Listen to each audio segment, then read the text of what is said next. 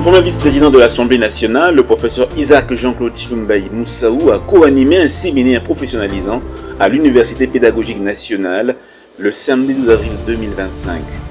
Son exposé a porté sur l'organisation et le fonctionnement du Parlement de la RDC sur le plan pratique. On sait que celui qui amène la loi, il amène l'idée. C'est comme ça qu'on a mis en place au Parlement un bureau de technocrates, je dis bien des gens surdoués, qu'on appelle le bureau d'études. Et le premier vice-président va maintenant envoyer la loi au bureau d'études. Le bureau d'études va lire, apprécier la pertinence ou l'impertinence de l'initiative prise. Il peut vous répondre, il dit, c'est irrécevable. Il justifie. Cette loi n'est pas opportune parce qu'elle contredit la Constitution. Cette loi n'est pas opportune parce qu'elle vient se superposer sur une loi existante. Cette loi n'est pas opportune parce qu'elle risque de créer tel problème. Donc, le bureau d'études analyse, parce qu'on peut dire que c'est l'ordinateur, c'est le moule. Là-bas, c'est une boîte de conversion qui tourne pour vérifier toutes les contradictions que cette loi-là peut amener dans la société. Dès que le bureau d'études a terminé, il ramène la loi auprès du premier vice-président. Il dit, monsieur le premier vice-président, je suis d'accord avec cette loi et elle peut passer en discussion à la plénière. Très bien. On ramène la loi au bureau de l'honorable président qui la programme pour sa discussion à la plénière. Et on convoque une plénière qui va discuter de la loi. La discussion va porter sur la recevabilité. Par quelle magie les gouvernements souminois a doublé le fait des militaires? Quels sont les principaux défis rencontrés? À l'issue de la houleuse séance questions-réponses, le professeur Chilumbaï a fait la ronde de l'UPN qui continue de faire peau neuve sous le guide du professeur Théodore Ngoy, chef du département de droit dans cet alma mater. Alors, nous apprécions hautement la disponibilité du professeur. Il est premier vice-président, il est occupé. Il revenait de Budapest, je crois.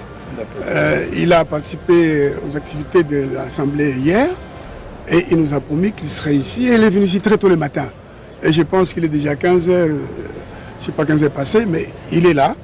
Et ça, c'est une chose que nous apprécions hautement. Le chef des étudiants, le professeur leur a doté d'un savoir capital pour leur parcours académique.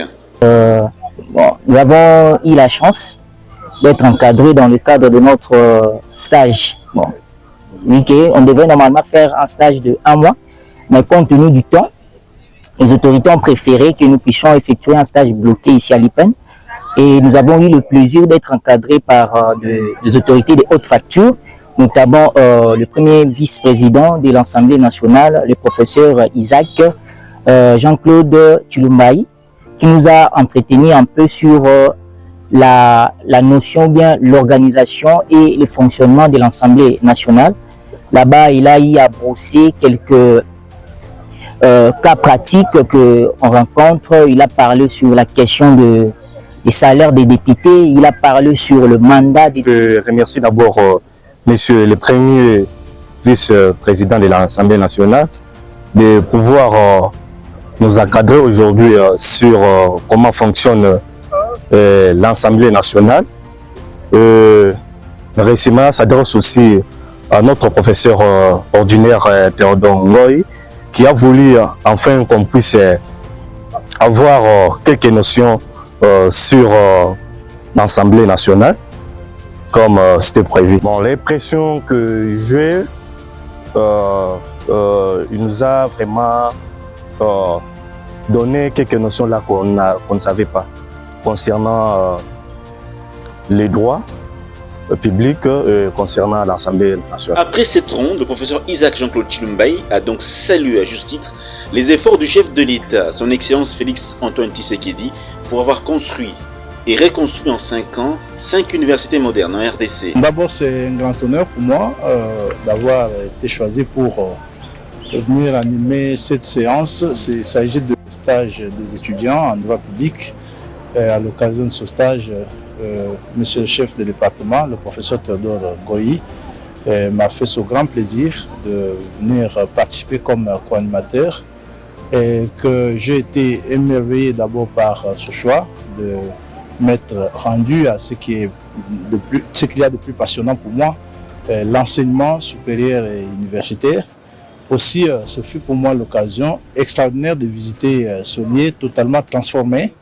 Vous avez avec moi, avec toute l'équipe ici, visité la nouvelle université pédagogique nationale. C'est une université tout simplement emblématique qui n'a rien de comparable autour de nous, en tout cas pas, et qui n'a rien de comparable avec ce qui a été réalisé pour nous par les Belges durant 80 ans. C'est tout ce travail qui n'a été fait qu'en 5 ans de mandat et une première depuis notre indépendance. Ce n'est pas seulement ici, parce que j'en ai visité d'autres beaucoup plus grands que ça.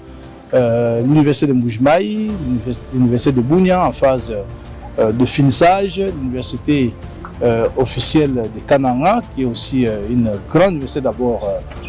Depuis 1960, les universités congolaises sont en train de faire peau neuve. L'UPN est l'une de ces universités.